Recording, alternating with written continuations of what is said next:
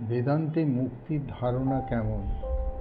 মুক্তি কি মৃত্যুর পরে স্বর্গে যাওয়া, নাকি জীবনের মধ্যেই চেতনার মুক্তি? মুক্তি মানে কি জন্ম মৃত্যুর চক্র থেকে, এই জীবন থেকে শুধু বেরিয়ে যাওয়া? না, বেদান্ত বলেন মুক্তি মানে হলো আত্মার প্রকৃত স্বরূপ উপলব্ধি করা। অহম ব্রহ্মাস্মি, আমি ব্রহ্ম।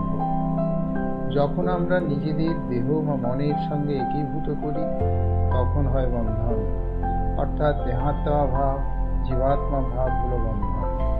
আর যখন জানি যে আমি চৈতন্য সত্তা, ব্রহ্মের অংশ মাত্র, শুধুমাত্র নই, আমি স্বয়ং ব্রহ্ম, তখনই আসে মোক্ষ তথা মুক্তি।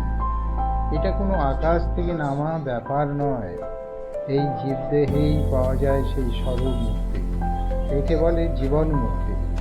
মুক্তি মানে মরার পর স্বর্গলাভ নয়, বরং জীবিত অবস্থাতেই সকল মোহমুক্তি ও মায়ার ভ্রান্তি ভেঙে ফেলা।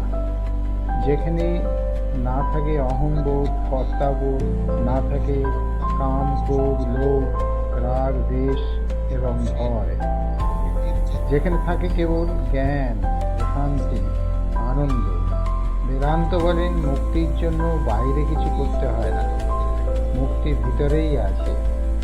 তা হলো নিজের স্বরূপ সত্য, তাকে জানা, মানা ও তার মধ্যে স্থির থাকাই মুক্তি।